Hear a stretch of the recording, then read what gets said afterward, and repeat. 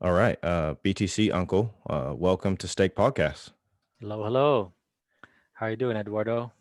I'm doing very well. Very excited to have this conversation with you today, Oh yeah. especially on such short notice. Yeah, man. Happy to be here. Very excited. You're pretty well known in the Decred community. I've been following you for, I think, close to a year. I was trying to think today exactly how long, but it seems like I've been following you for about a year, and really have enjoyed your tweets and your ideas and your thoughts. And um, I just Appreciate want to that. learn more from you today. And so probably a great place to start. Obviously, you're anonymous and we respect anything you don't want to disclose, but maybe go ahead and tell the Chads, the dorks, the degens out there, just a little bit about your background and how you found Bitcoin and crypto and Decred. Well, around 4 years ago, uh, I came across somebody, who was really, really big into this mining, setting up businesses around it, and so I didn't really ask me to, didn't invite me to do it. It was me kind of saying, hey, I'm interested, how do I get in? you know uh, uh, just like everybody else, what's the price of this gonna be? If I put money into this, what's the price of it gonna be? And funny enough, that th- this friend of mine said, oh man, if things go well, this is gonna go to 30,000. It's pretty close, right? Yeah, yeah. Yeah, it's gonna go to 30,000. At the time, it was I don't know, 700 And this was or 4 years so. ago, you said, right? Yeah, Yeah, at the yeah. time of this recording, it's what are we sitting at? Let me just pull that up real quick. Coin. We're sitting at a very nice, respectable 23,000. Yep, $23,066. That happened today. Broke 20,000. Just for the It prosperity, was so everyone higher. knows. Yeah, yeah. So 30,000. He told you, I think this thing could go to 30,000. Yeah. Continue. So obviously, that's interesting. And then where do you buy these coins at? And they're selling other things. Th- had got into Ripple and some other things that just went up so fast, so high, and I was like, I should put more money in this. I should put more money in this. So that's kind of, I got sucked in, and I don't know about you, but I ended up getting stuck bag holding after it all got rug pulled. And but at that time, I um, started to ask myself, ask around, like, is that it? Is this going somewhere? Yeah, And I think that's where it got kind of interesting. for sure. Yeah, I'm gonna Yeah. jump in there because I mean, you've changed your name a couple times. I always like I never know what it's gonna be. But who is that in your profile picture? Who am I looking? Is this a famous person? Who is this? Oh yeah, it's from Shawshank Redemption, Okay, one okay. of my favorite movies. Yeah, He's a admittedly, I it, haven't seen that, which it I just know so probably the main take my. guy in that movie is like a banker, Okay, okay. and I chose him as my photo. No, I like it. And Bagholder HQ. We had a question about CEO of DCR Dex. We'll ask that a little bit later. One of the few who understand. What do you understand? Well, you know, this is a crypto Twitter thing, right? We're supposed to be the ones who get the potential here, the potential in any specific new thing that doesn't make sense, but we get it. So it's kind of just kind of identifying with that community. I get you. I Yeah. don't I don't mean to I Not, don't mean not, to nothing. Yeah, nothing too serious. Just having a little fun with it. Just I don't mean to stand out from the rest of crypto Twitter by it's just being one with crypto Twitter, because w- there are people do say that a lot, and that only a few understand, and I feel like it's talking about us. Yeah. No, I completely agree. Um, just for a little bit of more context, because I'm interested.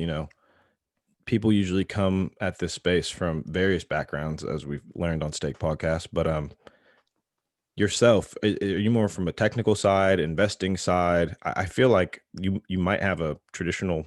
I feel like it's more from the investing side, but maybe you could tell us a little bit more about what angle you brought this. No, Libertarianism. What was it? no, actually, my first trade of any sort that I've ever done, um, apart from like retirement investing and stuff like that, the first trade that I ever done was crypto. Um, the whole stock thing was like a side tour this year. I think about a year ago was when I started, buying Tesla, buying Amazon, Shopify, stuff like that Okay. Okay. around this time last year, and then it just, that's what was popping this year, right? So that's So where I was at. would you say that Bitcoin and the Decred um kind of started leading you more down this macro looking, and then you started thinking about SPACs. I know you recently tweeted Yeah, about that, and different companies and such. Is that the avenue you took? yeah, but I do see it as more of a detour, Hmm. kind of like something to do while things were not so happening in crypto for a little bit. For sure, for sure. But now that it does seem to be very much happening again, um, you know, I'm hopping Ready to back. talk some shit. Yeah, I'm hopping back. I'm uh, chilling on stocks. I feel like I got lucky in how I got away from, a mess I found myself in with all of that at the, when the pandemic started, and I felt the full brunt of the crash. Okay. I mean, I felt it. I felt it. My stuff crashed. I kept longing too early, re-longing again.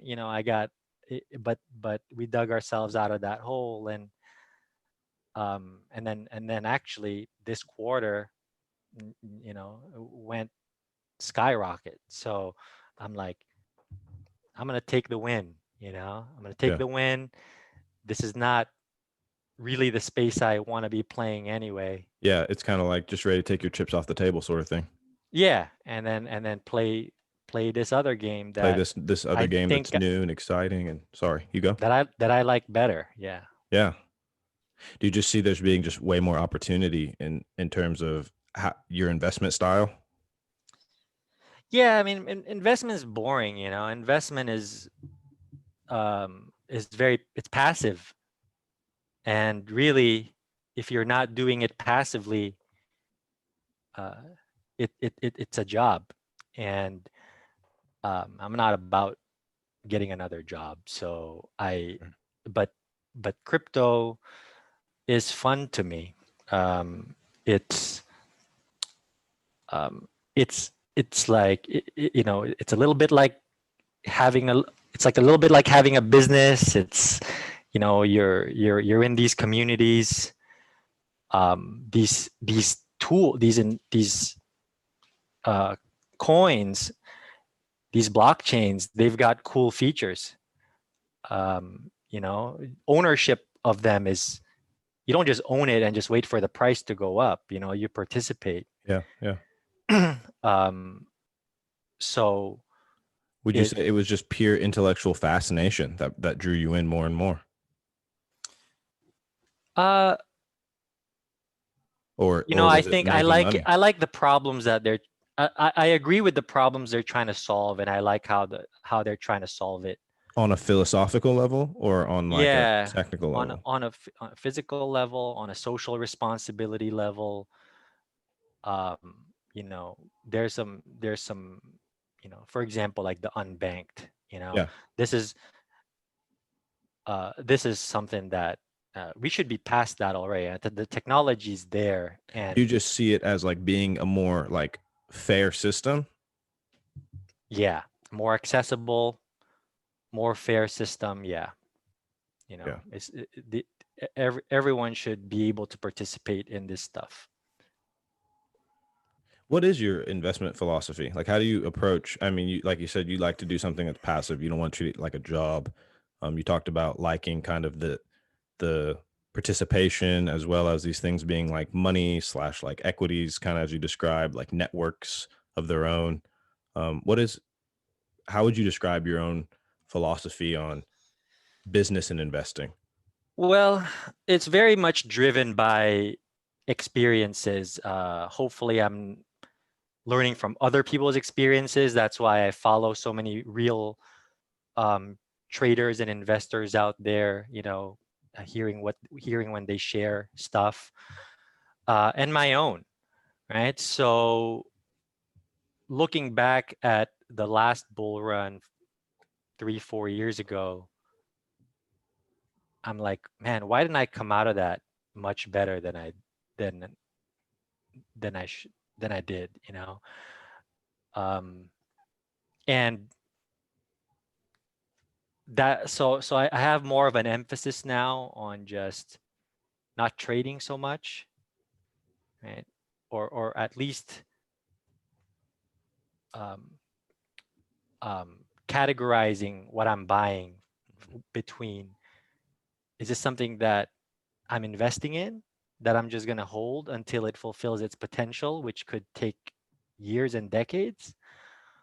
Or is this something that, okay, this is a hot trend right now, I'm just going to try to make some money? Ride the wave. Yeah. And so And which bucket would you put Decred in? it, it's the first one for sure. Yeah. The the the the Decades buys. yeah, Yeah. this is not a short play. Mhm. This is a long time frame uh play and a position. Yeah. And what was it about, Decred over the hundreds and thousands of others that you saw as this one could be worth holding for a decade? And more, not just a decade. Agreed. Well, well, you know, if you actually try to start using Bitcoin, um, it's got problems. Eh, Um, it's got problems that uh, are that actually make it unusable to me. I mean, for one, like, yeah, I don't want to wait as long for my send to get confirmed, and then I don't want the person I'm sending to be able to dig into my past transactions. It's just a deal breaker, so even if I'm not planning to use something daily, even if I'm just planning to buy and hold it, um, um, just because it was the first, I'm really pretty sure that it's not going to be the one, the one that but it is the popular thing, and it is the What do you well-known thing. what do you mean? You don't think it's going to be the one? What do you explain? I don't think Bitcoin's going to last, you know. I think these problems that it's got are going to kill it. And when you when you try to dissect each of those things, so for example, privacy, right? And you got another coin that I like, Monero, that addresses that very well. Privacy. I'm like, okay, but what about the other problems? You know, um, and and to me, there was nothing close to Decred to having the potential to actually cover all of those things. You know, things governance. that we all know. Yeah. Yeah. The team and the incentive alignments. How do you come to The consensus ability on the social? to change, the ability to adapt, and the speed, and having a governance to see through those changes.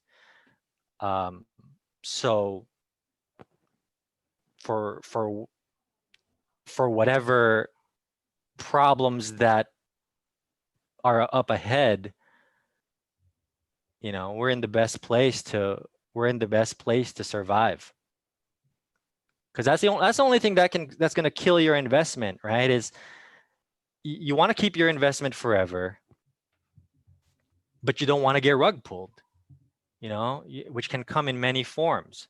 You don't want to get delisted.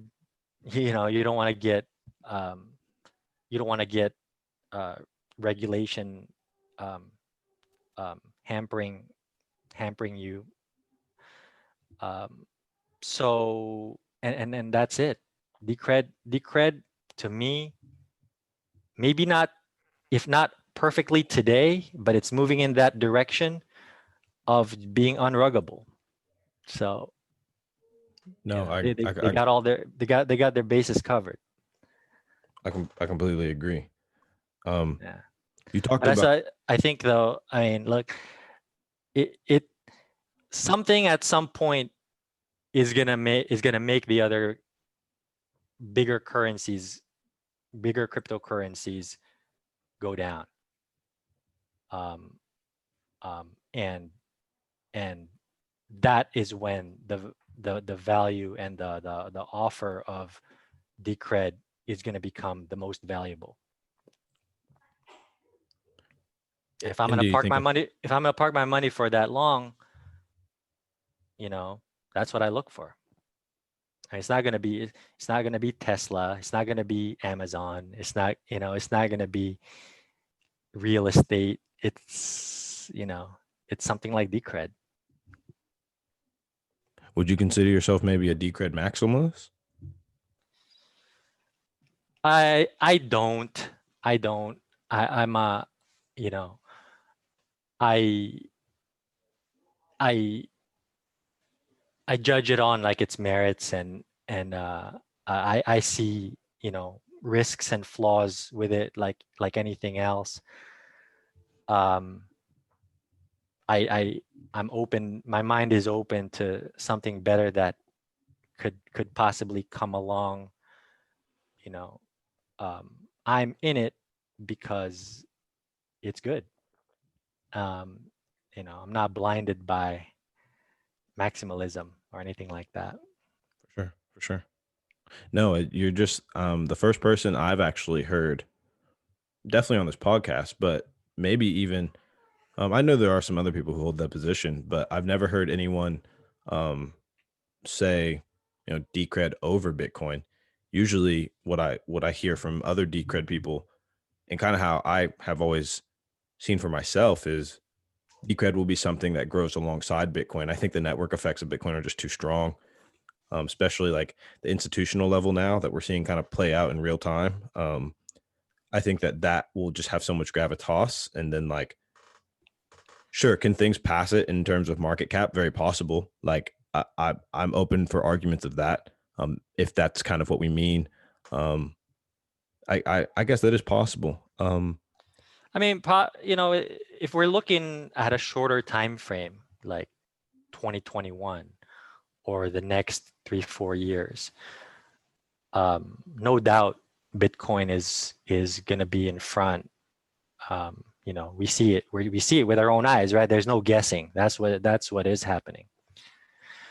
But that Bitcoin is the big dog right now because the powers that be deemed it so. I mean, I'm not saying it's not deserved. I'm not saying that it was a wrong move, but right. I mean, that spotlight, they can decide to put it somewhere else. You're right. You know, I mean, they're already talking about Ethereum. you know, hey, it's not Bitcoin only this year, it's also Ethereum. Like, Yeah, well, yeah.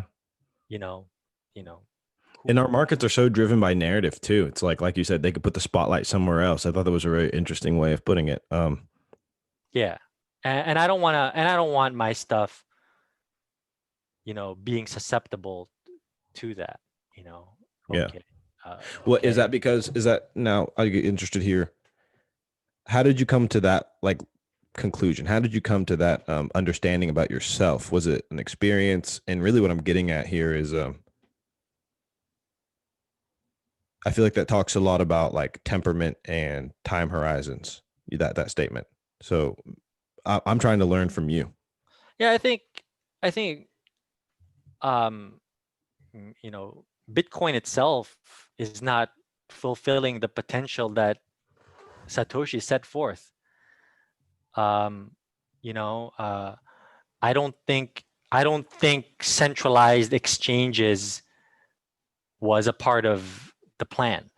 You know, uh, I don't think um, I mean, privacy was part of the plan, but that's out the door, right? We Yeah, know. at least on the base layer, I'd say so. I Yeah. think that's going to be Bitcoin's next big schism. I think we'll see a fork. You know, I think forks is a problem, right? Yeah, He never talked about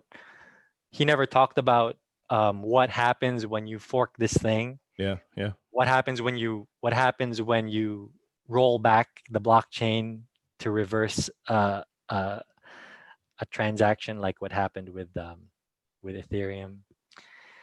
So so yeah, I think that's a big problem. The biggest problem about it is that those things are not easy to change. Every time you want to improve on some of those weaknesses, you got to fork the thing. You split the community, you know, you split the value of the coin between the two forks. And it's just going to eat away at it in my opinion. And look at I'm betting, right? I'm betting on what I think. That's the thing. That's the key, because you can you know, you can discuss and analyze these things and make your predictions, and it's cool and all to be right. But you got to put your money there, you know, sure, for sure. or else what does it matter? Are you addicted to that? I am. Like, I'm addicted to like putting my money there and like being right. um yeah, I mean it, you know, I mean, it might seem like it's worked out very well like that, but really, you know, I haven't had like my big home run yet, you know. Um, Again, these predictions take a very long time to play out. Um, Yeah, yeah. No, so I got a little taste. I haven't really either, obviously, right? I mean, I definitely have a humble means, but I just got a little taste in 2017. So Ripple, I like that was the first thing I bought. I bought it in like what, September, yeah, maybe November, September of 2017, and then that we had that whole big run up, and I sold at $3. So it was like 1000x or something like that, and I only had like so $100, right? I had just started. It wasn't a lot of money in terms of it being a lot of money, but I watched $100 turn into, it was like $2,000, $2,500. I just got that little taste of it, and I was like, "Oh my gosh, this is awesome!" And then I put all my money in shitcoins, and it all went back to zero, so I well, lost well, I think it.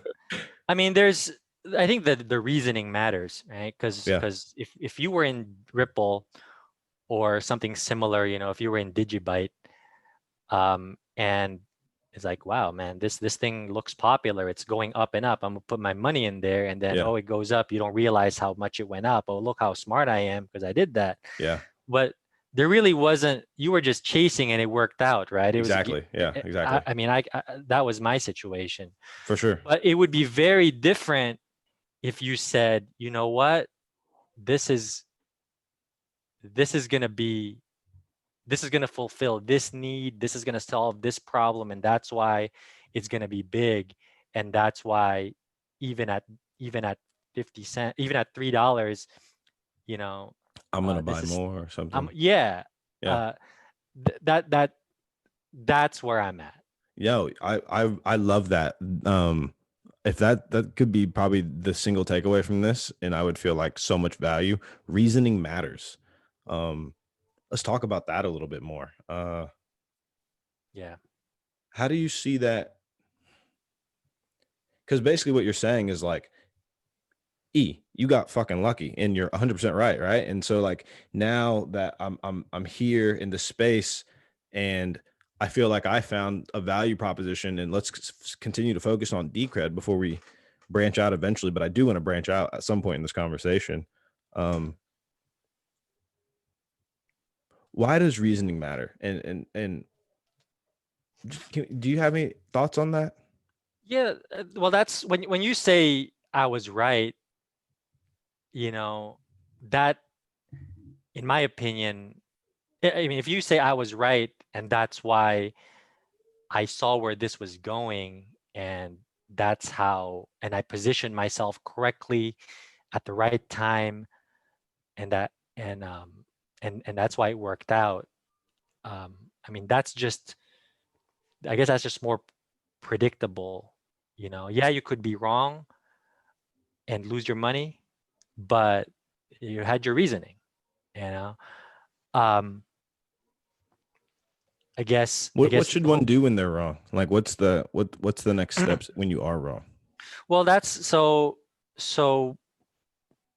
having been wrong a lot, you know, having been wrong on a regular basis, even recently, um, um, the wrong way to deal with it is to tweet about it. You know, like, oh, I was right, and then oh, I made such a bold prediction. Everybody's trolling me now. You know, people are unfollowing me now. I think that's stupid. You know, Whenever you're I wrong mean, or when it whenever you're come, right, it's that's stupid what to do that, or it's stupid to do it in it both should be. situations. In my opinion, it should be about the money that you made or lost. You know, so if I'm wrong, I'm gonna lose my stack and take it like a man, right? Or and learn from it, and you know, think about how I don't repeat that mistake anymore. But if I'm right, you don't got to be that noisy about it. I'm fucking rich. You know, Yeah. I was able to buy this and that. Um, um, you know, not that I've even cashed out anything. I mean, but it's just that's I think about that. You know, how do you accomplish anything in life? I mean, whether let's say you're starting a business, right? You see an opportunity, you see a demand, you get there first. uh you know, you make better moves than your competition, and you make it. And this is just that, virtually, you know. You Yeah. don't have to leave your house. Yeah. I I'm thinking about that process of like taking the L's, right? And Yeah. iterating on top of it, and like you said, kind of taking it like a man, taking it on the chin, and then staying humble about your wins is kind of how you described it. I'm still I think about this very. Decred is just one piece of like what I hope to be a larger narrative, and I think that really what's happening in this space with Bitcoin and Decred is it's actually a complete reshifting of capital markets in general. And so as that shift occurs, I want to continue to be able to get better, right? I have reasons of why I'm in Decred right now. There is a specific, whether it be the fork, whether it be we won't get into that. What I'm getting at is, how does one continue to iterate after they've taken a loss? Like how do you grow from that process? What steps does one take? Well, you know, hopefully the loss is not too bad, or else, you know, I guess earning might never money get other back in. ways, and yeah, you got to keep playing. And that's what happened to me in March. I or after March, In the traditional markets. I actually, yeah, I act well in crypto as well. I think everything crashed. Um, so fortunately, I had the option of just adding more money to it. Start playing again. I kind of feel bad for people who went through the same thing and didn't have that option, and now they got wrecked before they and stopped playing before the year could have played out the way it did. Um, but But maybe those from a people don't mental, deserve to be here where we are today because they didn't really understand, right? If because I'm thinking like I don't really know what happened in traditional. I mean, I do know what happened in traditional markets in March, but like when we had that dip in March, like yeah. in crypto, it to me it was like, oh shit, this is a buying opportunity. It's time to double down. Oh, I didn't. I didn't. I thought, Okay. man, this stuff is. I mean, I sold the bottom on a lot of things. Yeah. I mean, because I just watched it go down and down and down. I mean, um, you know, I yeah. I mean, look, I had people telling me, oh, I'm buying more stocks, or this other friend of mine said, oh, I'm buying Ethereum at this price. Are you kidding me? I'm buying Bitcoin at under $4,000. It happened at night, Yeah. and they Yeah. were like, oh man, I'm buying this right now. Yeah. I And I'm remember. just Yeah. and I didn't. I was like, are you? I was like, man, this stuff is dead. And then it turned out, it recovered pretty quickly um, from there. But How have you thought about that? And now I want to ask you because like that it now that it's that's a very short emotional roller coaster, to go from March to here we are at December. And how have you processed that? Because you're still in the game and you're still, you're right here on Stake Podcast and talking about it. And from what I see from a tweet yesterday, you're 100% in crypto now. yeah, yes, I believe that um, the stock market and um, a lot of things right now are their prices are going up, and they're going up and up and up, but it's not because of the merits of those companies. It's because of the macro. It's because of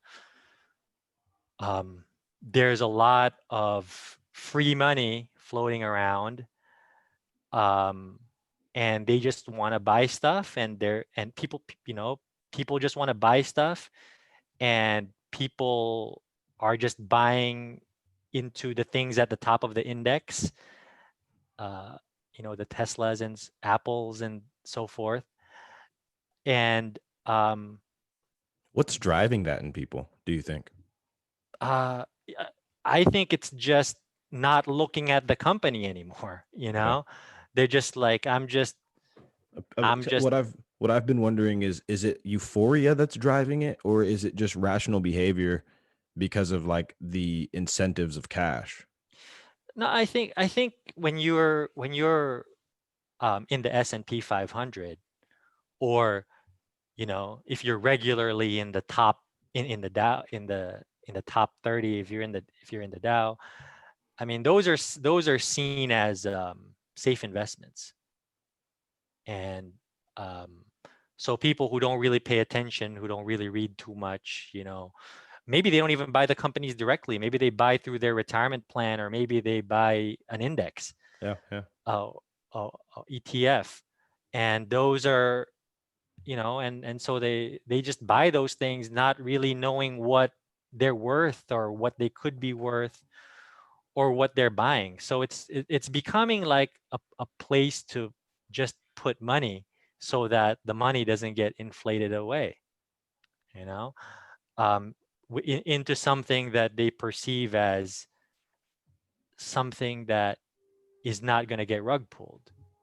For sure. So, but I think that there's not too many companies anymore, at least not at the top of the, what's popular, that's not very overpriced right now in terms of Price to um, earnings.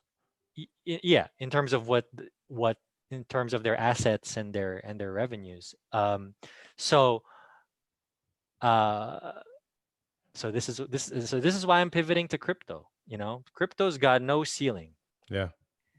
It's got no ceiling. Crypto, I mean, Bitcoin could be worth $30 trillion one day, and no one's gonna say it's overpriced because that's not unreasonable. It's like there's no earnings, right? Um, it's a currency. Yeah. It's not I a company. mean, you're not comparing its size to a company. You're comparing its size to the value of circulating dollars itself and, gold market cap itself. And even if it exceeded those things, it can. Like no one's gonna say um no one's gonna say it's overpriced. It's overpriced compared to 4 years ago, but I mean, you know, there's no ceiling, Yeah. No, right? So when you have money that's being printed unlimitedly, you need to be in something that also has no limit. I 100% agree. I think like you said, this space, crypto, digital assets, whatever you want to call it, is definitely the place to be right now. And I think it's just a great segue to hearing you talk maybe a little bit more about, Bitcoin, Decred, or maybe not Bitcoin. Maybe you don't like Bitcoin, but what other projects are interesting to you? And what are your reasons? Hey, did you see my post the other day about like the different cryptos and what traditional finance they're meant to replace? I don't know if you saw I that. did see that actually. Yeah, no, That that was key. that was a great one. Hmm. So how about I just read that out for everyone? Monero is so this is what he said. In the decentralized digital future, Monero will be a cash replacement. Dash will be a PayPal replacement. ETH will be a loan slash credit replacement. Bitcoin will be a gold slash physical investment replace it. And DCR will be a stock slash bond replacement. There's money in trading them all, but if I have a nest egg, I'm gonna try to protect. Okay, yep. Then you say I park my funds in DCR. Yeah. So, I think I think it's a little bit too much, too ambitious, too unrealistic for one crypto to cover all of these bases. You know, all of the, cash coexists with PayPal and Visa, coexists with lending, and so forth, Yeah, yeah, right? So those um, and I think it's pretty clear that Decred, right, isn't some of these things, and that's all right. So the thing that I recently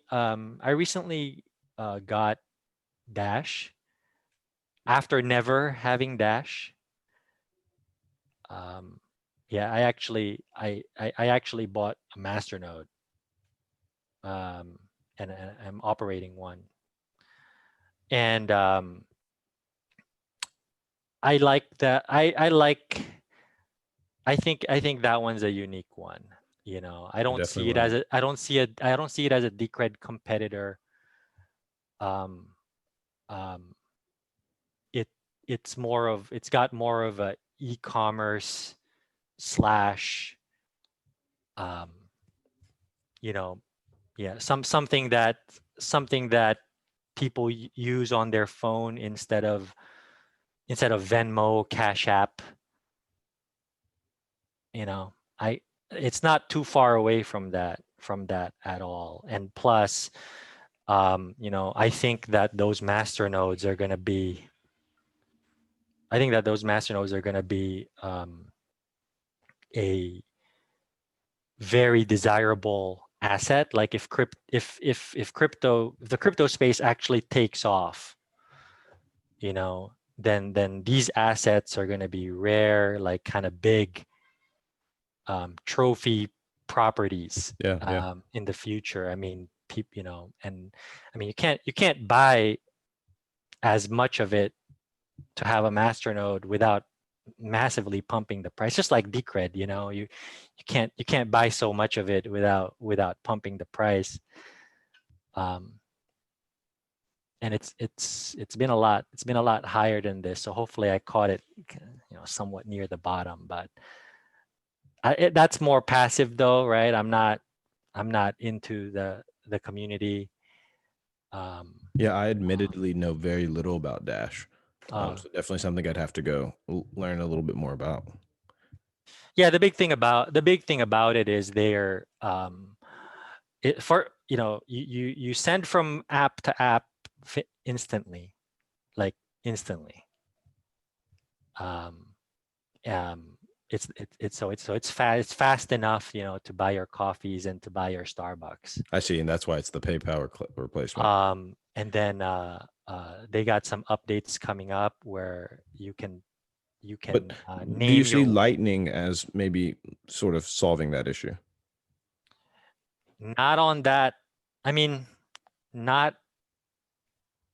I don't know. I mean, Lightning seems like kind of a foundational thing that apps get built on top of, you know, Yeah.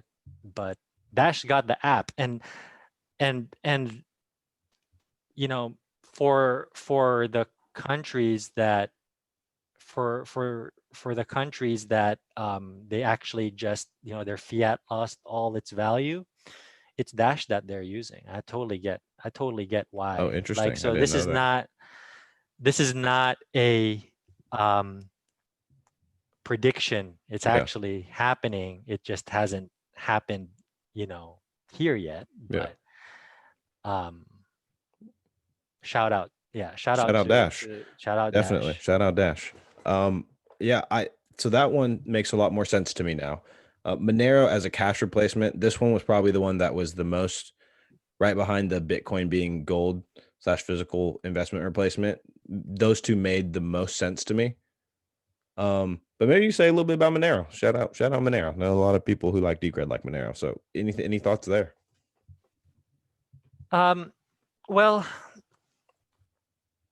I I'm learning that the the benefits of Monero, the problems that they're trying to solve, goes beyond just being a cash replacement, right? I mean, these blockchains are money replacements to us today, but in the future, these are platforms that applications get built on top of, right? And so I think that um, there's something to be said for the potential of a anonymous, um, Completely, yeah. and it's not just their tech, right? It's also their philosophy. I mean, it's 100% about privacy, Yeah. you know. um, and and and They then when just that when the share a founding father with Decred. Taco time. Shout out Taco time. when that main mission gets threatened in any way, the community rallies together Hmm. and patches that flaw, I have to say I do have so much tremendous respect for XMR, especially the community, because like you said, I think more so than any other community, maybe arguably Decred, but like the synergy of the Monero community, like it's like everyone understands what we're here for, and here's the mission, and we'll fork if we need to, we'll change yeah. the algorithm if we need to, because we're here for the same reason. We know what we're doing. Yes, absolutely. I mean, Yeah, I put them up there, as um, a a project in a community with a lot of integrity. for sure, for sure. Um, we're not being driven by, you know investment desires, and you know, we actually it's a very pure thing. Now, I mean, admittedly, when Monero actually, you know, since the crash in March, Monero actually pumped a lot, pumped sooner than, I think it's 5x now from the bottom, but it pumped earlier, I should say, than Bitcoin. A lot of things, most things, right? Okay. And so when Decred, which I started buying in the $18 range, was my first buys. I mean, when it dipped to like $11, and I just knew I wanted to buy more, and I actually converted my Moneros to Decreds. I've done that. I did So, that probably in like 2018 you know, or and 19. so I'm not, so I think I'm gonna be using Monero a lot, just, you know, transacting, right? I'm gonna keep, It's something you need for, like when you need cash, like an ATM. You'll want to use it on, you know, to do things and buy things, but like yeah, maybe for a longer term sort of hold. I mean, Decred just a better system, I think, and we have privacy yeah. too. So I Just a little got bit more complicated. so I got so Monero's kind of, you know, it's gonna be more of a using thing for me, not so much as, you know, On investment. I'm a bet my nest egg on this. Yeah. But maybe I'll regret that, but But maybe not. yeah, I mean, I I do, because I think, because there's concerns there too, right? As well as they Yeah, blockchain bloat, I implemented think, is a their, big concern. How as do you well as prune they, the block? How do you prune the blockchain? yeah. And how do you audit the supply? I don't completely understand the tech, but you know, I understand that there's downsides to how they implemented their stealth, and you know, their privacy features. But Yeah, and when there's, and then, you know, when they, will it be able to adapt when it needs to? That's the same question I have with everything. yeah, yeah. I like Decred. I prefer Decred's privacy solution because I on a long enough time frame, it definitely works like I probably better and smoother. And Privacy is great. I mean, yeah, um, um, I so I haven't mixed my Decreds yet, but as I understand how it works. I understand why it works better with Decred compared to other coins that do use coin join, coin shuffle, the type of anonymizing features, because of the um, because there's just a lot more hidden transactions to kind of mix your hidden transactions in yeah, with. yeah. Like, kind of, That staking pool. It's like there's money just sitting there from the tickets waiting to be mixed and easily and done in very very predictable denominations. yes, Yeah, yes. that's what I like So about it too. And it's it's so it's kind of, yeah, you and go. like, I mean, if you make your, so if you make your mixed wallet, which I haven't done yet, but I think I have enough of an understanding of it. I'm waiting for 1.6. But once, you know, once you have your mixed wallet, I mean, I'm sorry how it doesn't matter how it became anonymous. I mean, that's anonymous, Yeah, you know. yeah, It's a um the fact that it takes so little time, so little fees to just mix your wallet, and and these then you features can, are just so appreciated. Like the DEX is so underappreciated, right? And like, yeah, I'm so I think, excited about Decred. yeah, I think people are starting to get it. Um, Yeah. I mean, I'm one of those people, right? Because I mean, some people have been living, breathing, preaching this stuff for years, and it just got to me, this year. So I think I'm probably not alone. I think that it's probably on a lot of people's radar. I think probably there's a lot of people out there that would buy more if they could. It's just that you can't without pumping the price. Yeah, yeah. I wish I had that problem, but I don't have that problem. That's the nice thing about being a very humble investor in this space is like, well, I got no fears about moving the price of the of these illiquid markets. Like it's but yeah, no, Yeah, Decred. Sorry to interrupt. I really do yeah. want to hear you talk about the stock and bond replacement, because that one, it actually, when I read that tweet, and I did read it when you first put it out, um I'm confused as to how you come to that sort of Well, you know, there's a lot of money in the stock market that is not because people decided that they want to invest in certain companies. It's they want to save for retirement, and this and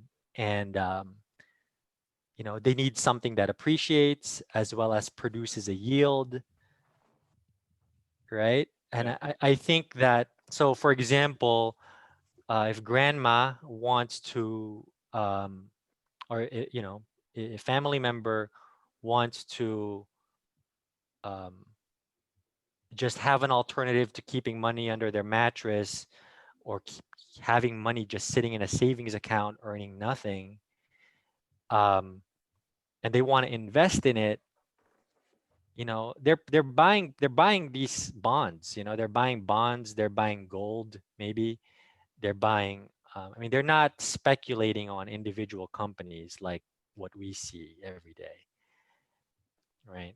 So so this is it. This is that alternative. You don't And you you say don't that because it's yield bearing, is that why? yes, it's yield bearing, it's secure. Yeah, I mean, it's got this extra feature of not I could see the bond replacement thing. That actually becoming makes a lot of sense. not becoming, not getting confiscated at some point, Yeah. not um you know so it's Oh, I am starting to see what you're saying. you start is that deep, huh? Yeah, yeah. No, I'm getting it though. No. I'm getting it though. Yeah, no, so look, it's, if you want to invest in Elon Musk or your buddy, you know, because they started a company, and you think that they're gonna do Yeah. well, and you wanna basically lend them money Yeah, you want to be part of to that rocket ship or to whatever. yeah, Yeah. I mean, I I that's get what you're gonna saying. that's gonna Versus be that's there, going to right? go away, and Decred's going to be kind of seen as like this. Okay, well, I have this money and I want to put it in a safe place and something that's going to give me a return, and you're basically, because I think what threw me off is what you're talking about when you say stocks is the way stocks are treated today, kind of Hmm. like that passive indexing, passive investment. Oh, I'll just put my money somewhere, because Yes, bonds make sense. It's this safe, predictable thing that is going to yes, give me a yield. And so you're saying that the stock market has been treated that way. So absolutely. therefore that sort of pool of money that has been going to the stock market can find those flows going into DCR over Yes, time. Yeah, that makes a lot of sense. So especially maybe you when can, there's a lot of money, especially when there's a lot more money that's flowing trying to in. get invested Yeah. than solid companies that are out there. That's why you find these companies that are trading at 1500 um profit price to earnings ratio. It's like, just there's just nowhere else for people to put their money. It's funny you say this, because it's kind of why I feel like there is this like paradigm shift that's going on, is because uh, that money that has been going into those sort of companies, and like as this sort of plays out, like you said, there's not that many great companies that you just want to put your money in. But I think it's No. because of, under the fiat structure, it's like you basically, it's a pay to play system, right? So how can you get all this malinvestment in the oil industry in terms of, huge capital intensive investments that's pulling out oil, whereas it's cheaper to buy it in Venezuela and Russia, but yet the US is the one still extracting it and selling it on the market. It's because, well, the money's coming from the Federal Reserve and to the banks, and the banks are printing it and giving it to loans, and they're loaning it to the oil industry, whatever. The point is that Mhm. I think there's going to be a complete capital like shift in terms of how money is how things are valued. The companies, if you start pricing companies in Bitcoin instead of US dollars, like things get really, really interesting, right? Because Yeah. suddenly there's companies where it's like, well, this company couldn't even produce Bitcoin if it was just allowed to. If you told this company, hey, all right, go out and sure, you can make money US dollars, but can you actually make Bitcoin? Can you get Yeah. people to pay you in this super scarce asset, right? It's like the number of great companies that are out there is very few. Yeah. Yeah, exactly. There's um and Sorry, I went on that the rant there. the the places to to give you an example, right? MicroStrategy has like uh um ballooned since they announced that they were gonna start holding tons and tons of bitcoins. And I can pretty much assure you that people are not piling into the MicroStrategy stock because they even know what MicroStrategy does, or Yeah, what kind of product they're um, what kind of improvements to their products are up ahead, or anything like that. It's just being seen as just another way to piggyback off of the crypto rocket, yeah, yeah. you know and and I mean, is that, I don't know, I mean, is it fair or not, is it right or not? I think it's just a kind of a symptom of what we're saying.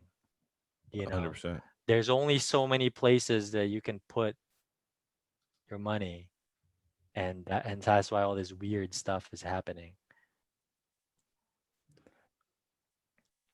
Do you have still more time to talk? Because I still have questions, and we haven't even gotten to the audience questions. Oh yeah, sure. Yeah, I mean, maybe you can edit this to make it shorter. Okay, yeah, yeah, yeah. I can definitely do that. Yeah. Cut out some of the pauses and such. Um, do you want to talk about ETH, and the loan slash credit replacement? How you're thinking about that, and kind of, and maybe I can give you some pushback in terms of how I see it. But I'll let you Yeah. start. Well, um, the way that ETH was sold to me, by the way, I'm following how you say ETH because I always say it ETH. I don't know what's right, but Oh, either way, I'm going um, F.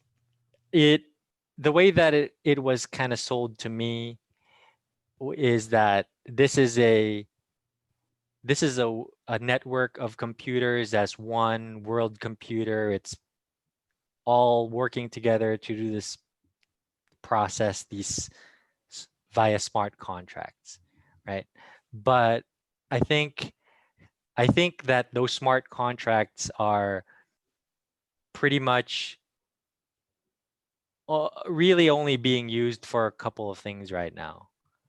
Um, and and one of them obviously is having the tokens, um, that are riding on top of it. And then the other one is DeFi. So, and that makes sense to me.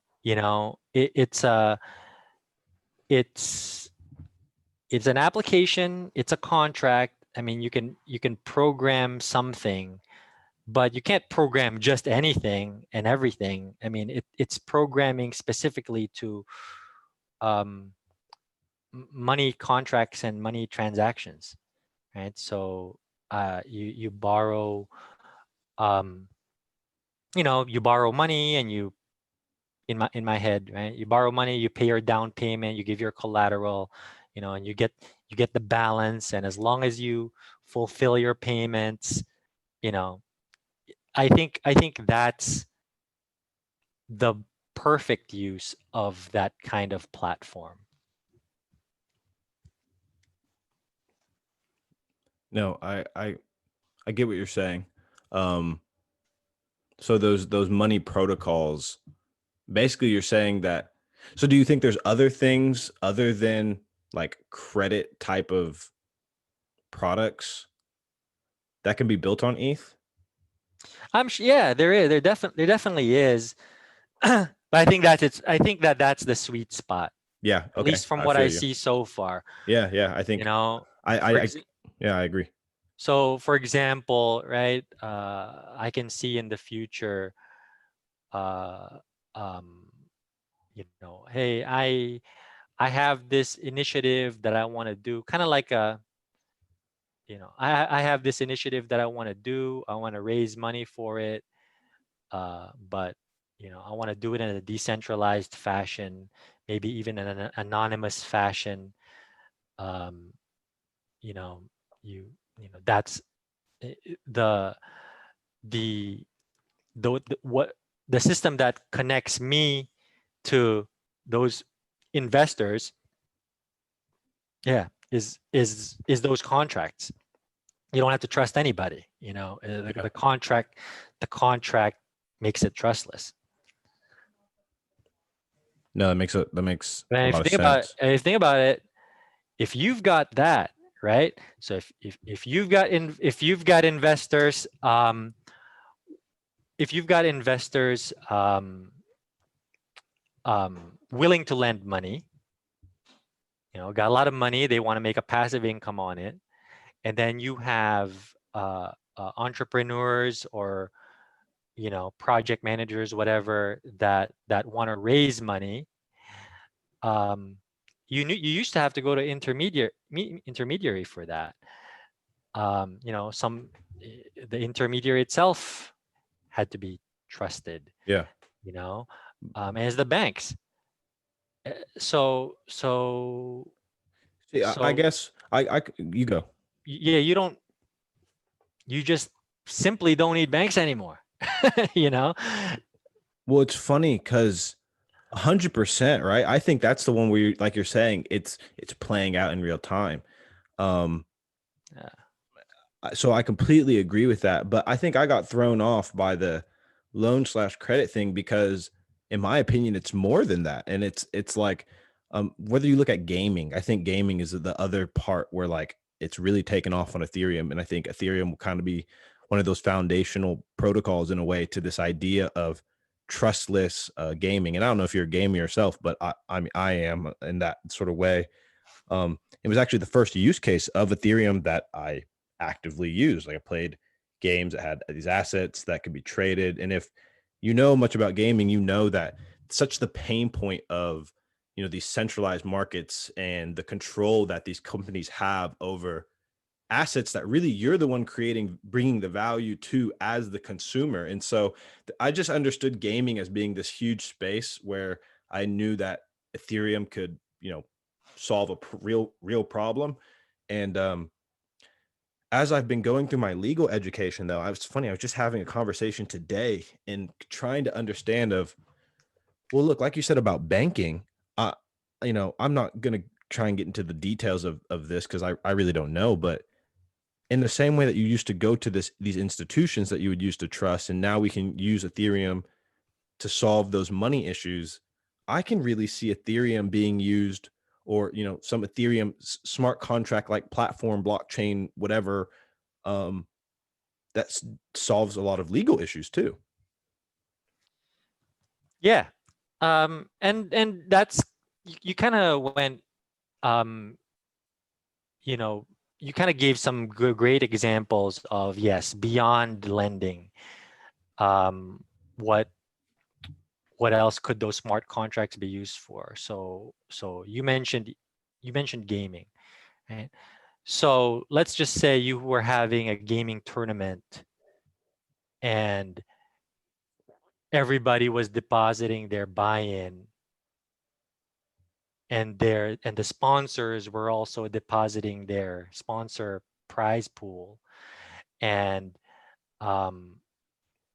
you know, then the money would get allocated correct, you know, trustlessly based on the outcome of that tournament, right?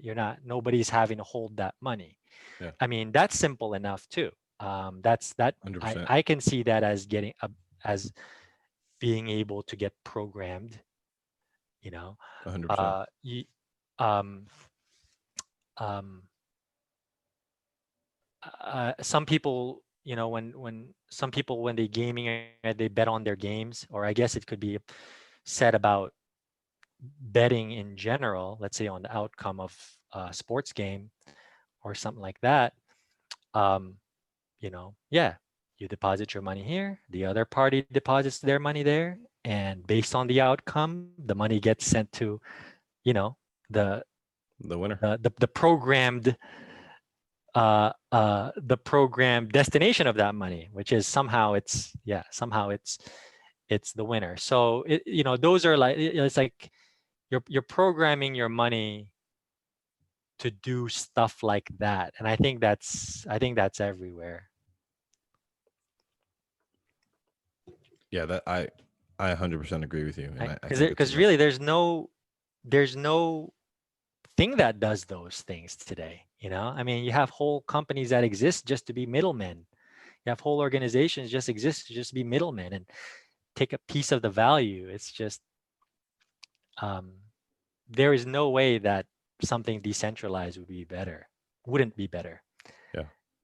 I think this is going to be a good transition because we got a question about, I wouldn't have brought this up otherwise, to be honest, but we got a question about Ethereum Classic. I noticed on one of your tweets, you did have Ethereum Classic was mentioned, and I think even the grayscale trust of Ethereum Classic. What are your thoughts about ETC? And then I'll follow up unless you'd like me to go first, because the question was actually directed towards me. Shout out Ellie Herf one. He asked two questions, but this is a good segue to his second question, which is, why do I own Ethereum Classic? Do you want to go Yeah, first? go ahead. Okay, Go yeah, I'll ahead. go first. So to me, I started getting into Ethereum Classic. I'm actually not even an ETH holder. I don't hold any Ethereum. I started using Ethereum throughout the bear market to play games, and I really just wanted to try to figure out what this was all about. And then as I started reading, I was kind of primarily motivated to see the value proposition in Ethereum Classic by George Gilder's book, Oh yeah. Life After Google. And, he talked about a couple of things, scarcity being one, and sort of this idea of, you know, moving from an era in which computers are seen as like these public utilities to where like it's more viewed as like private utilities, and so you have to kind of like pay, right? So there's going to be, that's kind of like the idea of like transaction fees, and maybe file coins, an example or something like that. But to me, I chose Ethereum Classic because I came to this realization that, okay, there is definitely a use case for a smart contract blockchain, even if it's just gaming alone. I felt like that could be very huge. Thought it could be $1 billion network. Yeah. Um, and so what I didn't like about Ethereum was, as compared to Ethereum Classic, which at the time, those were like the leading two sort of smart contract blockchains. Yeah. I felt like Ethereum Classic what had more decentralization in terms of, the people who were making the different uh, um, interfaces. And also I liked that it was a fixed supply. Um, I liked that it was cheaper because I was, obviously I was poor. And really what I liked that it was more principled. I felt like, once you kind of fork to fix something that went wrong, like I felt that Ethereum had proven to the world that if there's a transaction that the regulators don't like, we can change it. And I felt like Ethereum Classic had proven to the world that if there's a transaction, it doesn't matter who the fuck doesn't like it, you can't change it. And that, along with the fixed supply, I was like, okay, so it's Ethereum or Ethereum Classic. if I'm going to put my money in one of these things, I like the value proposition of Ethereum Classic more. That's definitely the narrative, and I think actually it's a little bit overblown. I mean, you know, what happened with Ethereum when they got hacked, that got reversed by the fork. I mean, it was as big of a deal then as it was like if Decred's treasury got hacked. I mean, it kills the project, you For sure. know, and their willingness to reverse those transactions, then I don't really see that as meaning the same thing as their willingness to do the same thing again if it happened again. I You do know, agree with that too. Like I don't think you'd have the same outcome today. no, it was, and I think that ETC advocates, you know, do a disservice to their project when they just keep focusing on that thing. Yeah, the DAO hack. You know, I mean, if you look at, I don't know if it was their main website, but Yeah, it it was was some one. Yeah. official looking website that I Hmm. saw recently, and they just kept talking about that, and I'm just like, you gotta talk about better things than that, you Yeah, I know know. exactly what website you're talking about. I think it might be ethereumclassic.org. Something like that, or some Where the foundation, I don't know, but um yeah, on this it says untampered ledger since 2015 on Ethereum Classic. yeah, I mean, you know, that sounds like what that sounds like what Roger Ver is saying about Bitcoin Cash. Oh, interesting. You know, it's just, Yeah. hey, this is the This is the one true. this is the one, you know, it Satoshi's vision. it's just not it's not it's just not a selling point for me. Yeah, you think it's a false narrative. I do, So and I then think, why are you tweeting about Ethereum Classic and Ethereum Classic? Is it just a trade for you? yeah, Yeah. it's I not did a see very, yeah, I saw you kind of, so that was interesting too. I did see you tweet sort of the way you've started thinking about investments is like, okay, I got long-term things that I'm willing to hold for, a decade or two or three, and then I got Mhm. other things that I'm only going to hold for 3 months and I'm going to trade this shit. Yeah, um it is a trend. So, but before I discount the project too bad, you know, um, Ethereum Classic as you may know, they have that coin on Robinhood. Hmm. They have that coin. Um, On Coinbase. yeah, they have it on Coinbase. It's on the um, um, pre-approved list of coins, basically on Wall Street. Oh, I didn't know that. Um, yeah, So and I see what you're going with this. along with by the way, Bitcoin Cash is on that list too. Oh, great. LTC is on that list too. Yeah, that one's just You know, so incredible. these things are with, this is one of the this is the smallest of what I think has potential to be like the Wall Street friendly coins. I see. I see. And Um, yeah. you know, it's getting, they're going the regulation route, right? Yeah. They're going the bank, you know, they're going that route. And but Suit and tie route. I think that Ethereum Classic specifically, with the things that they have, that they're working on, right?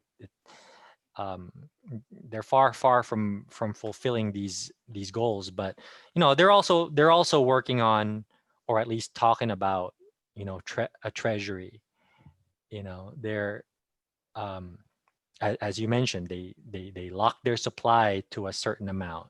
You know, they're making it more of a store of value, and I think that's the Wall Street narrative, right? Yeah. Um, No, I think you're right. I think it's something that's going to be peddled in that exact same way. yeah, it's one of those. I mean, yeah, You look we at the know chart on CoinGecko. It's like it's a very pretty chart when you zoom out.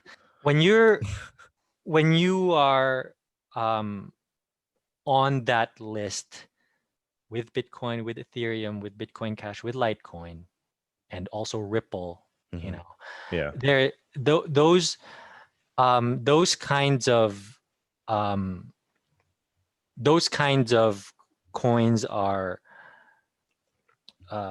destined to yeah, they're take all off. going to rise together, Yeah, I think, this year. I think that's Not right. I mean, it's what seems like what's playing out. yeah. When I said earlier that it's on Robinhood, I meant to follow that up with it's also on Grayscale, Yes. Okay. Okay, that makes sense. Yeah. right? So I mean, they these they pick these coins Hmm. for a reason, right? Yeah. I mean, Yeah. it's those are The ones you could peddle to the incoming class, right? yeah, those are the ones that are legal, regulated, right? And you just you just want a piece of that. I mean, we've been sitting in this, we've been sitting in this community for years, and Why when not it get rich now? yeah, when it blows up, how can you be one of the ones that got left behind when you got in, so it was one of those, it's one of those things. I completely agree. Actually, I'm And not gonna. I completely agree. I also think that I also think that um they had challenges. Basically, the reputation of ETC is not so good now. Yeah, all those It 51% it attacks, that all um the fallouts and beef, yeah, infighting. I mean, they got some really douchey people working. Yeah, yeah. Not the most Um liked characters um necessarily. however, however, it is a major. Hmm. So it's a major that's not priced like a major right now.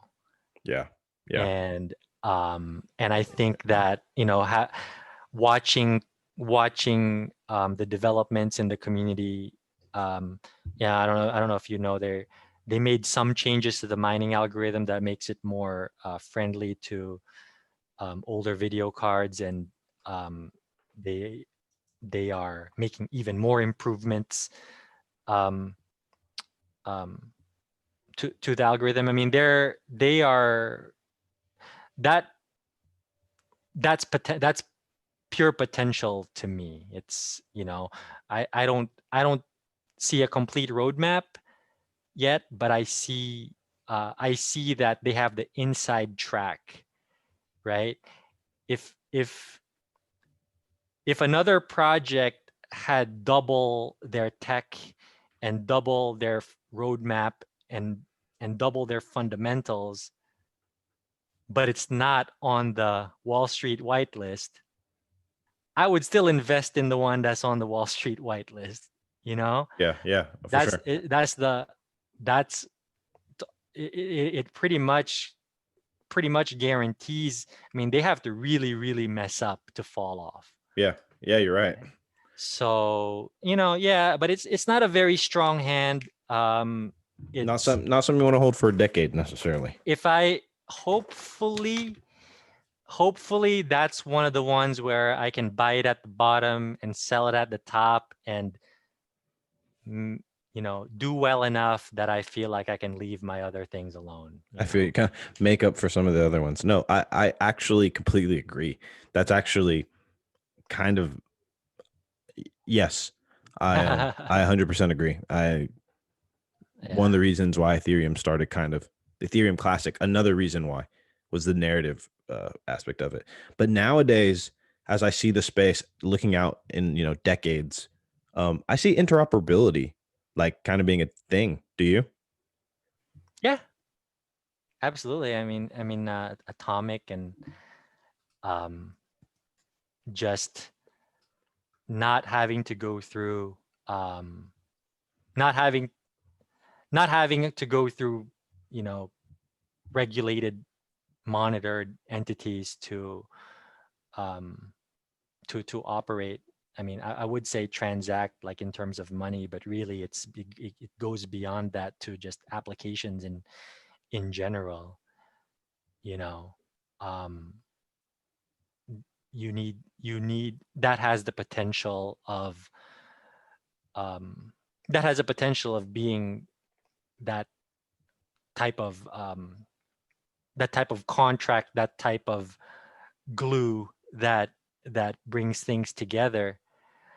But does that matter in the Wall Street narrative? I mean, I mean, you know, just the fact that BCH is on that list, you, it's, I'm not, can't talk too much about a project that I don't know about. I just know that I don't hear much about what's going on there. But I mean, all they have to do is exist and not fall apart. Yeah. They're already in, Yeah. you know? Yeah. No, you're right. You're right. Um, so if going, if like investments are going to go up over time, that's just a function of the inflation, right? No matter what you hold is going to go up over time. And the only way to lose is if it falls apart. If it gets rug pulled, if it gets, shut down, if it goes bankrupt, like that's really it. And you just have to be able to avoid those and hold long enough and avoid those um, um,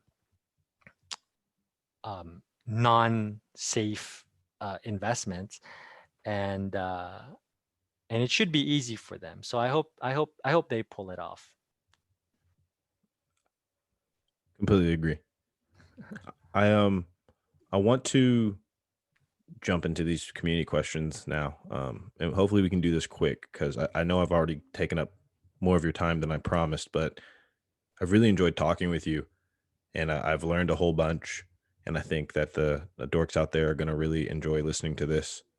Um, Got to start off with a question from Checkmate, obviously, well known, and I'm sure, hopefully, if he listens to this, he and I don't know if he'll remember, we had a conversation about Ethereum Classic one time on Twitter, to which he explained to me why he doesn't like it, but Yeah. yeah. So shout out, Checkmate. What does an ideal exit look like for you in terms of let's say ask? I think he means in terms of Decred, but like maybe just in general as well. So, what does an ideal exit look like for you? Man, I I don't plan to exit Decred. I I think that if I did, I would be repeating mistakes that I've told myself many times I wish I didn't make. You know what I'm saying? Yeah, Like uh the potential of where it's going um is just worth holding through even major drawdowns, even major bear periods. Um, so, but let's just say it's the peak of the bull market and I didn't do so well, and that one did well, and it looks like it might drop. I mean, yeah, I might sell it, right? But in that would be a failure on my part. So yeah. the way that I'm situating things is that I That's gonna be should one be you could able ride out. to, yeah, I Yeah, should be able to get satisfied with the results of some other investments so that I can truly leave this one alone. But generally speaking, um, with things that I don't intend to hold, which is most things, I'm just looking for a 2x, 3x, you know, and then roll that money into something that's still at the bottom. Kind of compound my winnings and do it rinse and repeat. Rinse and repeat. Yeah. No, I like that strategy. Um, moving on to back to Ellie Herf's original question. I think this is a good follow up.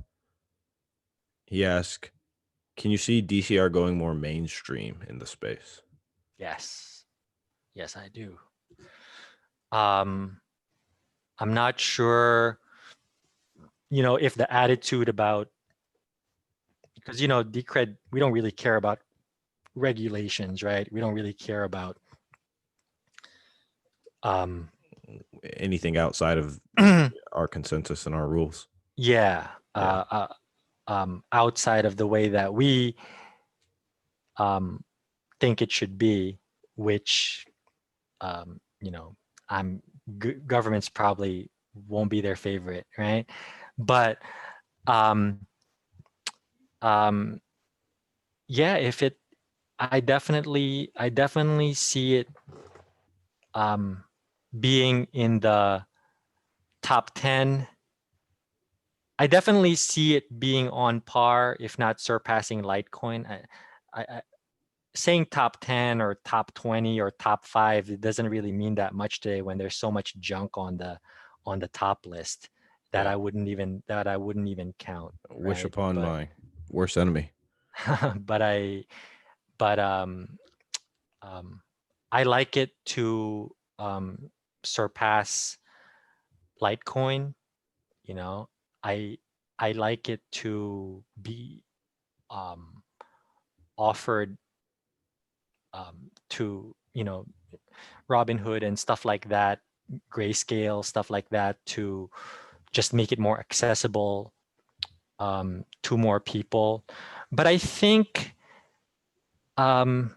like other major blockchains, I think it's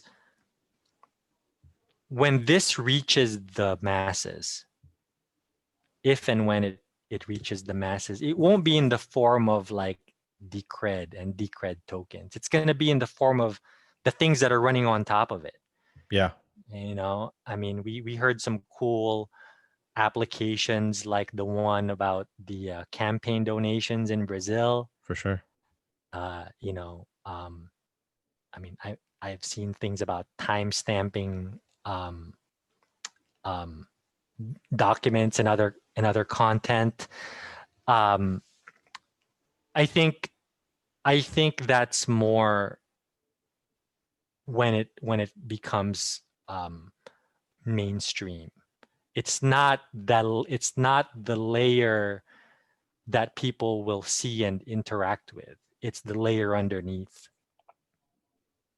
And when you know, for the people who own a piece of that, and you know, as part of the DAO, as part of the stakeholders, have a chance of directing that where that goes, um, you know, that's even better. I completely agree. It next question, actually, keep this going, comes from Long Term Daily, better known as PP, at Long Term Daily. Shout out. He says, "How did you become the CEO of DCR Dex?" I I don't know, man. They hired me and I got promoted. I mean, they When um Jochen Pyatt, he came and he appointed you. He's trying to get out of the game. yeah, the old CEO died and they appointed me. So anybody can be anybody on the decks. Yeah, we can all be the CEO. Yeah. I mean, I What is guess your more overall accurately, experience with the deck? most Sorry, that you go. more accurately, you know, we are treasurers and board members of the DAO. But I mean, be interesting. Interesting job I would like to apply for is I'd like to be the general counsel of the DEX. No. That's what I'm trying to do. That's what you're I trying am to trying. That is my goal. do. So, No, but seriously, like I like what I'm so interested to take a entity corporation, whatever the heck in class is called, just to like, because like you said, are we shareholders? Are we the board of directors? I'm so interested just to learn about the how the law views these things, and then sort of what is yeah. the nature of the protocol in relation to the law, and Well, some of these different they things. don't see the law doesn't seem to be trying to catch up to this at this point, right? They're still No, yeah, busy it doesn't. It's so far behind. It's they're wild. still busy chasing, you know, 2017. yeah. So I mean, this stuff by the and it's not in its final form, right? But when it does, I mean, it is gonna be, yeah, it's gonna be its own unregulatable thing. There Yeah, won't be anybody. There and won't that's be the thing. anybody you can trace it back to. The nature of these things is like law is going to have to adapt to the reality of these protocols. It's not the other way around. It's not like, well, the law There's gets to come and impose its rule. But you want to know what? You guys are actually, It's even bigger than that, man, because yeah, there's no such thing as world laws right now or internet laws right now, right? yeah, And yeah. if you just have a law in America, if you just have a law, in any jurisdiction, I mean, it doesn't matter. It doesn't mean This shit is this compared is to, happening. This is happening. Not, yeah. You can't reach this stuff. yeah, It's all around. It's all around the world and nowhere around the world at the same time. exactly. So you even just the fact that they're trying to come up with laws for this tells me how far behind they are. What they should be figuring out is the foundation of, you know, uh, what are the worldwide laws of the internet, and For sure. how does the governance of that get set up Yeah, and happen? Because until you have that, you're just gonna have laws you can't execute. for sure. We're playing on a different field. Yeah, I this is the stuff that gets me the most excited about the future. Um, Yeah. have you used the decks, and what has been your overall experience? That question comes from one time warp at one time warp. Yeah. Hey, the Dex is awesome. I've used it. It was pretty easy to set up. Um, Do you have to have a node? This is a legit. This is for me. Do you have to have a node running in order to run the decks? yes. Okay. Yeah. So I got to do that this break. But you set it up. You don't set up the node and then set up the Dex. Mhm. When you're following the process to set up the Dex, like when you download it, you know, it's part of this Dex setup process. Is setting up a The node?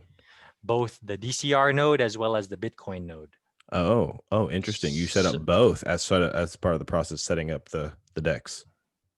yeah. And Shit. then So that's got to be my goal for this break is to set up the DCR decks. And so you're telling me to do that, I'm gonna need to run a Bitcoin node and a Decred node. yeah, I will say this though. Um the Dex is the Dex has a very specific use case right now. Mhm. And I think that it's something like a replacement for OTC trading. One, there's a um there's a 40 DCR value barrier to being able to trade anything on there. You can't buy or sell anything except in chunks of 40. Oh, interesting. I didn't know that. So and they got reasons for that. I don't disagree with the reasons. Yeah, makes sense to me. Maybe eventually it won't matter. Again, applications are going to get built on top of this. Yeah, yeah. They'll figure out a way to split that somehow. I get it. But um, you can't. So that's one. Um, it is kind of so I when I try to use the DEX as like an actual transaction, that stopped me right there because, you know, while it would be nice to buy an additional 40 DCR and just have it, I felt at that time I felt like I didn't need any more um, DCR. Yeah. Right? I already spent a lot of time, a lot accumulating just the right amount that I thought I should have. Yeah. Um, so I I didn't. But even if I did at this point, I would be more comfortable using that to just buy Decred. The fact that when you sell your Decred, you get Bitcoins because that's the only option right now, right? I I think Monero would be better at some point than Bitcoins. I'd rather sell for Monero than sell for Bitcoins I 100% because agree. that Bitcoin It's so that you traceable. get, you don't, it could actually be blacklisted Bitcoins, True. True. you Could know, be. like, it, somebody could have a malware program or a ransomware program or some kind of a Bitcoin hack, and they don't know what to do with it, and they see the DEX as a way to dump their dirty coins, Yeah. and it's not through the fault of the DEX or DCR. It's just Bitcoin you don't want to acquire from just anybody, Yeah. Yeah. Get right? rid of it their. should it should be trustless, but it isn't. You want to, because you could get stuck with a Bitcoin that's, you know you can't withdraw. you know Yeah. you can't No one wants it. no one wants it. You could get stuck with that. It's terrible. So but buying DCR, and also the whale the walls disappeared anyway. Like, there's really not a lot of people selling DCR even there, so, but look, what the DEX um is a first step, I think, is what it was all that it's meant to be. um you know they it's just the way they work. They make the foundation, they make the command line interface, and then they put the end usable thing. It comes later, and I guess at some point maybe they even extend these features to the mobile app, or to just a website that's publicly accessible. But um it's pretty cool. It's pretty cool that as it is, other coins with atomic swap can be added to it with, you know as I understand, it's relatively straightforward. I mean, as long as the other coin does atomic swap, they'll be able to be put in here, and it's just a anonymous kind of matchmaking service between two parties. But I think Bitcoin and any other coin that can be blacklisted, where specific wallets and specific coins can be blacklisted, I think I think in the long run won't be on there. It would be abused. So this is going to be probably a DEX for, the more privacy conscious flavor of coins. I, Which I which agree. which which Litecoin and Monero, I'll put them in that category. Yeah. Yeah. I think Monero, like you said, is um, one of the best things that could be added. Because I mean, I don't really want to move out of Decred into Bitcoin personally. Yeah. Um, But you know, the DEX is why is the DEX even there? You know, why was that project funded? Um, um, it's I think I think one of the consequences of having the DEX there is that there's a buy wall on the DEX, right? So when someone's interested to buy 1 or 200K worth of coins at this price, which is like, you know, 5% below, you know what I'm talking about, right? yeah, yeah, yes, There's a spread. for sure. Um, I mean, what that means is that on the centralized exchanges, There's when the not price enough. dumps, it won't dump much farther for very long below that buy wall on the DEX Oh yeah. because people can just buy it, right, and sell it on the Yeah, DEX. yeah, yeah. So I think that's interesting because Yeah, I hadn't thought about that. you That is can really make interesting. you can make You can make the buy asset go walls up. without you can make buy walls that everyone has to respect and recognize, Yeah. or else they lose money. And you can do so while the coins are in your wallet. So the alternative would be, you know, depositing 10 or 20 BTC into Binance or Bittrex and um, just have it sitting there waiting for your order to get filled. No one wants to do that, Yeah. you know. Um, I wouldn't want to do that. But so the DEX does that.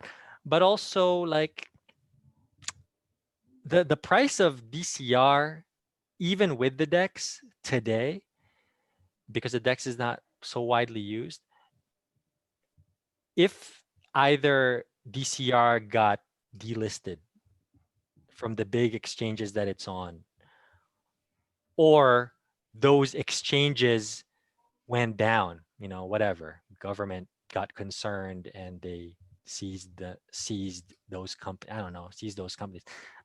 I think the higher the value of these cryptocurrencies go, the more government attention they're gonna attract. And you got, so those are very realistic threats, you know. Um, and today, if that happened, DCR would tank, I think. So it's kind of, but if when the DEX reaches its full potential in terms of how widely it's used, how easily accessible it is, you know, how anonymous it really is, um, if and all the different currencies you can exit to, um, if you needed to. I think when the DEX reaches its full potential, it's no longer gonna be under threat of what the central exchanges do. So it's really, yeah, it's really this like defensive strategy, you know. So somebody at some point, I don't know who, credit to them though, determined that even though that's not a technical threat, that was a real threat to Yeah. the value and the existence of the coin and of the project. Um, um, and then years ago made a plan that takes us in the direction to solve that problem, and now we're seeing it, the first steps of it, before the problem happened, you know, before the problem was even that serious of a threat. Wow. That's, yeah, that That is some just impressive stuff. that is very impressive. I hadn't even thought about that ever. But it's No. like Yeah, no, someone, people think about DEXs as like, oh, I don't have to KYC. I hate KYCing. You know, it's kind of short-sighted. yeah, I mean, that's part of it, obviously, but someone had to like kind of in planning for social attacks engineer, I guess, the different sort of like game theoretic incentives that would, I guess, push someone to pull that kind of attack. Yeah. Yes, And isn't plan it? against it and plan against it. Yeah. Wow. Yeah, I'm gonna have to really think about that more, especially when I go back and re-listen to this, because hadn't thought about that before. Yeah. It's a cool thing to have that kind of a arm to the project, right? It's nothing about consensus. It's just like this. It's just like this. Yeah, it's just like this defense. It's like a force field, you know, so that um um we'll be able to the DAO and all, the blockchain will be able to continue to do business uninterrupted to a degree that our fellow cryptos are not protected. You know what I'm saying? Yeah. No, you're right. So when stuff really hits the fan, I'm not saying we're ready for it today, but it's a race, right? We need Yeah. to put this thing in place before the stuff hits the fan, um, and we're ahead. I couldn't agree more. I Yeah, thank you for sharing that with me. I've learned a lot. We draw towards a close here, to our interview. Yeah, man. I know personally, I don't like to watch long podcasts. I feel Yeah. like my attention cuts off at if it's really, really good, I cut it, I turn it off after an hour but even 30 minutes, please condense this so that, you know, the coolest parts are Well, the maybe what coolest I'll do. parts are shared. Yeah, maybe what I'll do, because condensing it is so much more work rather than like, and I've been wanting to do this, so maybe this is just the motivation I have to do, is cut out clips, and like turn it into like little video clips that you can share that are only like 5 minutes or so, at some of the best Okay. parts. What do you think about that? Yeah, I think so. Just I know that People's attention um spans. yeah, also I mean, it would be help if I could actually run it in the background. Like let's say I could listen to the podcast while I was um browsing the web or, doing something else. It could just Mhm. kind of be in my ear. But the way it is right now, it opens up in my mobile browser and I have to keep it open and I, Oh, and I really? can't do yeah, I don't know. I'll look at it again. I don't know if there's an app or something that can play Are it you in on the background. Spotify or on No, no, Apple but Podcast? no. Okay. Okay. See, I didn't Yeah. even know this. This is you're the first person to bring this to my attention. Yeah. I mean, I'm not a podcast listener, but I'm trying to support what you're doing and the things that I you're talking appreciate that. about. The things that you're talking about, I feel like we're talking about people I know and Yeah. project that I'm a Interested in. part of. Yeah. So it's a little bit different, Yeah, but yeah, I get you. It's like something you're like, okay, I actually kind of want to hear, this random Anon that I've been following, what they say, what he thinks. yeah, Yeah, yeah, it is. I Okay, that's some great feedback though. So thank you for you that. I'll got it, have man. to find a solution. That's what I'm gonna have to do. Yeah. Make it Um short so that I will want to listen to it. Or, Fair, fair. Um One last question here. I don't really understand this question, to be honest. It's from Decred DCR. He says, favorite draw card to Decred. Do oh, I you? think I think he's just asking, what's my favorite. Yeah, what was my favorite Oh, okay. appealing thing Okay. about it. Oh, that makes sense. Okay. Yeah, that does make sense. He's talking about in terms of like Magic the Gathering or something. All right. I get the question now. BTC Uncle. Um, a lot of people are going to be looking forward to this. Thank you so much for your time. And is there anything that I didn't ask that I should have? Or obviously people can follow you at BTC underscore Uncle, but any projects or any websites that you want to shout out or anything? No, appreciate it though. I mean, I never really occurred to me that, you know, um